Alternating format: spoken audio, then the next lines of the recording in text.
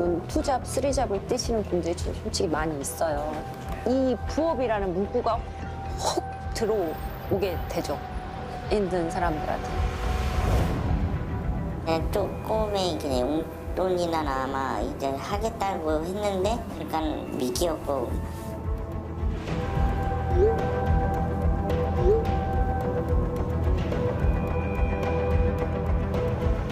단톡방에 이제 한 3-4명을 초대해서 거기서 이제 사기극이 벌어지는데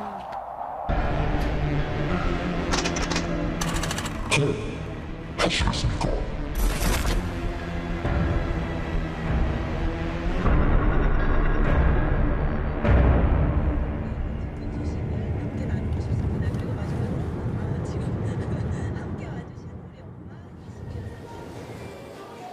전남 나주에서 4년째 일식당을 하는 노현주 씨.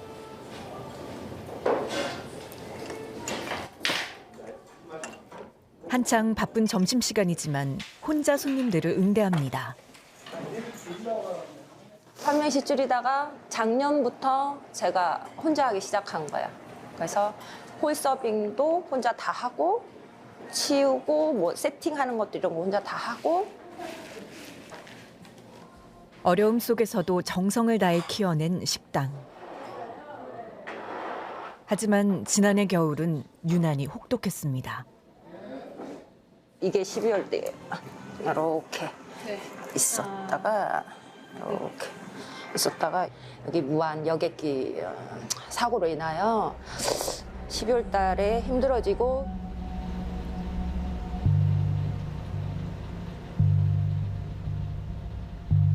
이런 고민 중에 눈에 띈 부업 광고. 유튜브 영상만 봐도 돈을 벌 수 있다는 겁니다. 좋아요 눌러주고 시청하는 그런 조회수가 올라가는 걸로 된다고 하더라고요. 동영상을 시청한 걸 캡처를 해서 사이트에 올려주면 거기에서 바로 한 편당 최하는 뭐 500원짜리부터 최고는 8,800원까지 있어요. 한 편당. 그래서 그거 보고 올려주면 제 눈에 보이게끔 이렇게 적립금이 쌓이고 그걸 바로 제 통장으로 인출을 바로 할 수 있었고, 그래서 당연히 거기에 대해서 의심은 하지는 않았던 것 같아요. 그 순간 업무 관리자는 고수익 미션이라는 또 다른 일을 권합니다. VIP 팀원들과 함께 가상화폐 구매를 하면 높은 수익을 보장한다는 겁니다. 그렇게 초대된 VIP 대화방. 100% 수익을 돌려준다는 공지와 함께 수익 인증이 쉴 새 없이 올라오고 있었습니다. 280만 원 정도 벌었다고. 너무 감사합니다. 이제 이렇게 막 오더라고요. 그러니까 그거 보니까 저는 더 맞는 거구나. 이제 그래서 넣게 된 거고. 일 자체도 간단했습니다. 그들이 가입하라는 사이트에서 지시에 따라 금액과 상승 등 버튼 3개만 누르면 성공.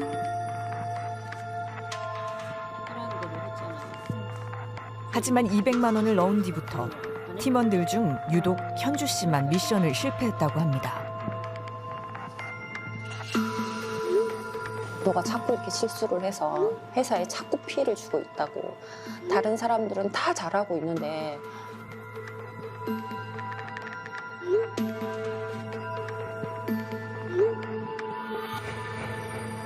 저도 제가 그렇게 잘못 누른 건 줄 알았어요. 그러면 어떻게 해야 됩니까? 했더니 500만 원을 지금 넣어라.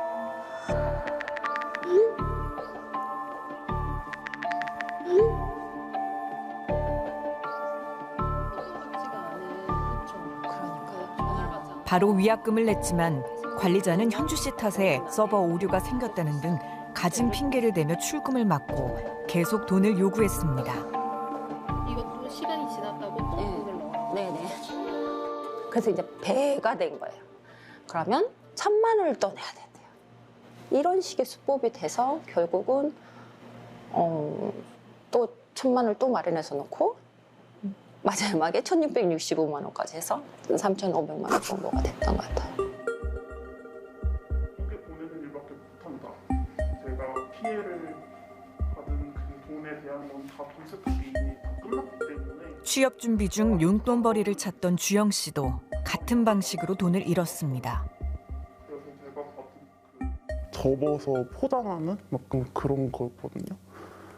이런 건 할 수 있겠다 싶어서 들어가 봤더니 이제 그런 손재주 알바를 할 거냐 아니면 영상 캡처만 해서 이제 올리면 수익을 얻는 방식이 있는데 그걸 할 거냐 이렇게 물어보는 거예요. 얘도 하나만 캡처해서 지금 광고의 종류만 다를 뿐 영상 시청으로 시작해 고수익 미션으로 끌어들이는 과정도 대화방에서 피해자를 압박하는 방식도 똑같았습니다. 그래서 엄청 비난해요. 막 약간 너 미친 거 아니야? 뭐 이러면서 뭐 이런 것도 제대로 못하냐 이런 식으로 말을 했었고 약간 그것 때문에 좀 더 약간 죄책감이라고 해야 되나 그런 게 있었고 전문가들은 함께 고수익 미션을 한 대화방 팀원들도 사기 일당일 가능성이 크다고 말합니다. 그러니까 사실 피해자 하나에다가 나머지 다 사기꾼들입니다. 가스라이팅의 어떤 심리 구조를 갖는 겁니다. 자신에 대한 확신이 떨어지죠. 그럼 잠깐 떨어지면 이제 그 사람들이 시키는 대로 따라가게 되죠. 이게 나를 못 믿으니까.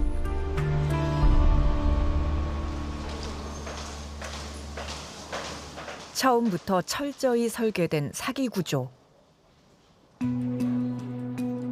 어쩌면 같은 일당이 부업의 종류만 바꿔가며 벌이는 일은 아닐까. 특히 피해자들이 고수익 미션, 즉 가상화폐 구매를 위해 가입한 사이트 역시 모두 유사한 형태였습니다. 취재진은 피해자들에게 받은 사이트 주소를 모아 보안 전문가에게 분석 의뢰했습니다. 소스코드나 이런 것들 분석했을 때도 웹사이트의 구조라고 하는 것들이 대부분 다 동일했었습니다. 그래서 결국에는 같은 개발자분이 개발을 한 게 아닐까? 실제 거래소하고 직접적으로 연결되어 있는 그런 것들은 아니라고 볼 수 있습니다. 그러면 거기에 뭐 상승 하락 뭐 이런 버튼이 아무 의미가 없는 버튼인 거예요? 의미가 없는 거죠. 고수익을 보장한다며 가상화폐 투자처럼 꾸몄지만 사실은 다 가짜였던 겁니다. 내부 코드 구조를 더 뜯어보니 개발자의 특징도 발견됐습니다. 전문적인 용어로는 디버그 메시지라고 보통 얘기는 하는데 서버에서 응답 오는 건 아니면 나만 확인하려고 하는 메시지들이 있거든요. 그런 것들은 보통 내가 익숙한 언어로 하기 마련이잖아요. 그랬을 때 지금 저렇게 한자로 되어 있다는 거는 이제 이 사람이 한자를 좀 잘 쓰는 그런 사람들인 거죠. 서버 위치를 추적해보니 미국의 한 서버 임대 회사가 나타납니다. 뭐 하는 회사가 나와 있고 여기에 이제 서버 위치가 뭐 대략적으로 뭐 저기 샌프란시스코에 있다 뭐 이렇게만 나오는 거거든요. 고객 정보 보호가 최우선이라며 수사기관의 협조 요청에도 쉽게 응하지 않는 업체로 알려졌습니다. 고객이 범죄를 저질러서 수사기관이 그런 어떤 정보를 협조를 요청하더라도 최대한 우리가 그런 것들을 내어주지 않는 그런 서비스들을 보통 방탄 호스팅이라고 많이 부르고 있어요. 그래서 범죄자들도 그런 것들을 알고 있는 거죠.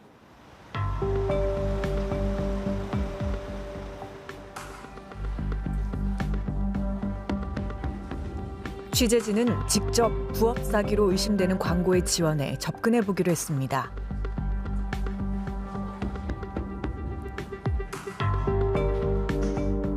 먼저 연락이 오고 영상 시청을 제안합니다. 부업에 지원한 뒤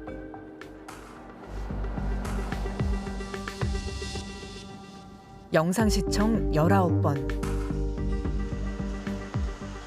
10만 원짜리 소액 미션을 한 번 진행했고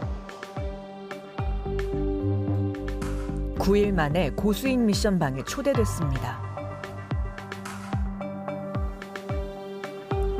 30만 원으로 가상화폐를 구매하는 미션을 골라 돈을 보냈지만 추가로 90만 원을 더 요구합니다.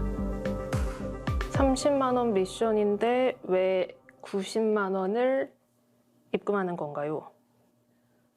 근데 지금 저랑 똑같은 질문을 한 사람이 한 명 있어요. 지금 근데 왜 또 입금해야 돼요? 지금 이러거든요. 그러니까 마치 나랑 비슷한 생각을 가진 사람이 이 방에 있는 것처럼 지금 꾸미고 있는 거예요. 결국 선금 120만 원이 들어갔고 단체로 가상화폐를 사는 고수익 미션이 시작됩니다.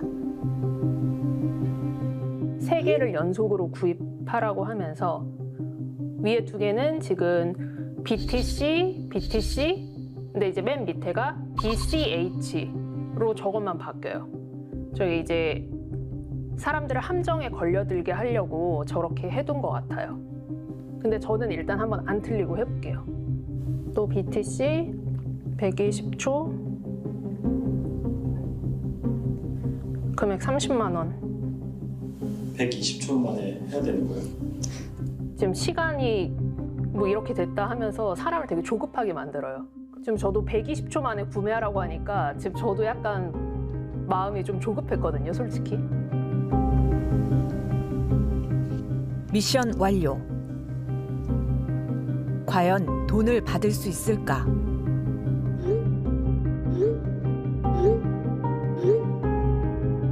지금 저 빼고 나머지 사람들이 전부 다 막 기다렸다는 듯이 뭐가 잘 진행이 안 되고 있다고 막 얘기를 하고 있어요. 근데 저는 지금 무슨 일인지 이게 모르겠거든요. 곧이어 관리자가 오류가 났다며 공지하고 팀원들이 술렁입니다. 비난할 준비를 하죠. 이제 아마 저한테 뭐라고 할 것 같은데. 하지만 예상과 달리 팀원 중 한 명이 실수했다고 나섭니다. 저는 지금 제 탓을 할 줄 알았는데 갑자기 이제 이 팀원 중에 한 명 때문에 데이터에 오류가 생겼다. 그러고 있어요. 지금 저희가 만난 피해자들이랑은 좀 다른 수법이거든요.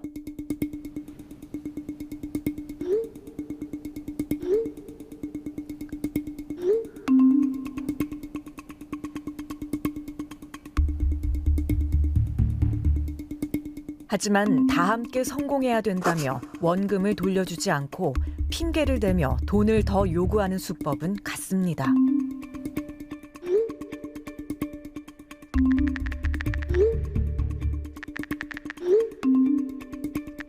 따져 묻자 다른 팀원들이 입금 인증을 하며 추가 송금을 유도합니다.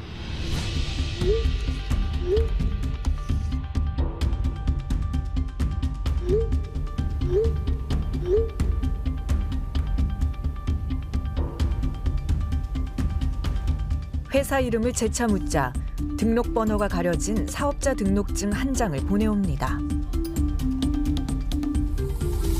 여의도에 있는 회사라고 했는데 이제 등록증에 적힌 주소는 동대문구라고 되어 있고요. 애완용품, 뭐 수족관용품 이런 식으로 전혀 그 회사와는 상관이 없는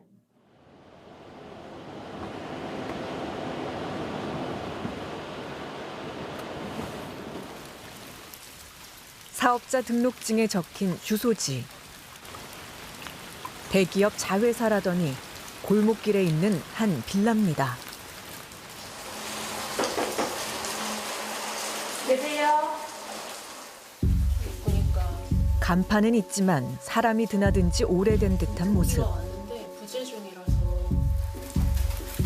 글쎄, 잘 많이 비죠 거기? 그래, 본 적은 내가 없었어. 알겠습니다. 감사합니다. 문을 닫은 업체에 사업자 등록증을 도용한 걸로 보입니다. 피해자들이 회사명을 확인하려 하면 이런 식으로 빠져나갔을 겁니다.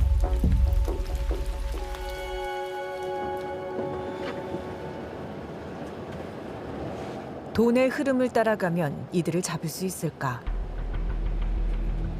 취재진은 한 남성으로부터 단서가 될 만한 제보를 받고 그를 만나보기로 했습니다.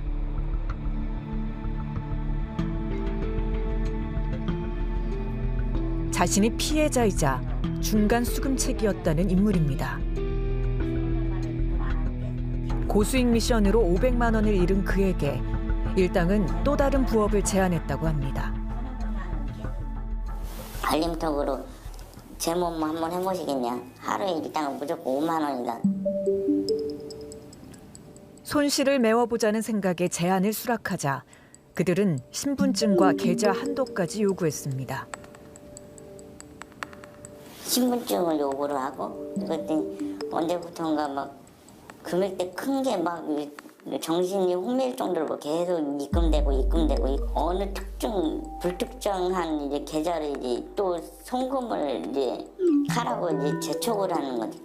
왜 안 보내시냐 그거 빨리 보내줘라. 사기 일당은 추적이 어려운 가상화폐 지갑 주소까지 사용해 자금 운반을 시켰습니다. 순식간에 피해자에서 수사 대상이 된 현우 씨. 형사분이 이것도 똑같은 실제 현금이 자기 손 안에 쥐지만 않았을 뿐이지 이제 현금 수거책 역할을 하신 거다 그냥. 그렇게 말씀을 하시더라고요. 나를 대포통장으로 이용을 해가지고 수거책으로 이용될 수가 있구나 하면서 피해자가 중간 수금책이 되면서 돈을 세탁하는 경로가 늘어나는 구조. 최근 또 다른 수금책 2명을 검찰에 송치한 수사팀도 이 때문에 어려움을 겪었습니다. 계좌를 이용해서 돈을 이체하고 다시 또 이것을 가상화폐에 통해서 거래를 통해서 세탁을 합니다. 다른 지갑에서 또 다른 지갑으로 가고 또 불쌍해 외국인 지갑으로 가는 경우가 많이 있습니다. 불경기에 한 푼이라도 더 벌고 싶은 절박함을 노리는 사기 일당들.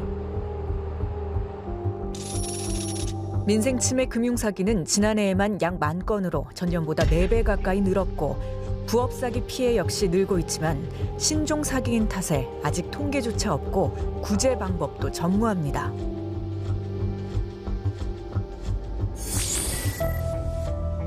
보이스피싱의 경우 범죄 계좌를 동결하고 피해금을 돌려받을 수 있는 법적 보호장치가 있지만 부업 사기는 일을 하고 대가를 받는 것처럼 꾸민 행위로 법 조항에서 제외되기 때문에 사실상 아무런 보호를 받을 수 없는 겁니다. 21대 국회에선 신종 사기 사건도 지급 정지 요청을 할 수 있도록 하는 사기 방지 기본법이 발의됐지만 부처 간 이견으로 법사위를 통과하지 못했습니다.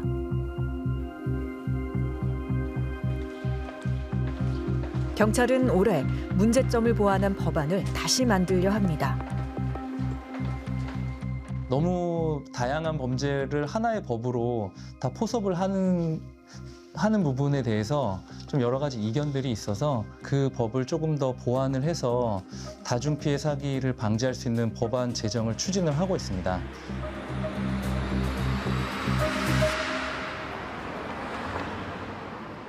경찰서를 찾은 한 여성. 저기 법원에 뛸 서류 어디서 띄는 거예요? 제가 신고한 사기건에 대해서 민사하려고 하는데 지난해 부업 사기로 1억 7천만 원을 잃은 오정현 씨. 이 돈을 찾아주겠다며 접근한 남성에게 또 피해를 당했습니다. 자신도 부업 사기 피해자라며 다가왔다고 합니다. 경찰들 하는 거 계속 이제 믿고 따르다 보면 나중에 이제 전혀 우리한테 득이 될 게 하나도 없다. 저기 아는 지인이 있는데 그분한테 80만 원을 줘서 불법으로 자기는 그렇게 해서라도 받았다. 당연히 거짓말이었습니다. 여기 계좌를 추적할 의사나 능력이 없는 자였다 뭐 이렇게 써있네요. 그렇죠? 저희 사건은 보이스피싱으로 분류가 안 돼서 지급 정지가 안 된다. 이제 지푸라기라도 잡는 심정으로 이제 이 사람 얘기가 진짜일 수도 있겠다. 이제 믿음이 가기 시작한 거예요. 결국 2천만 원을 또 잃었습니다. 법의 사각지대를 파고드는 사기. 피해는 계속되고 있습니다.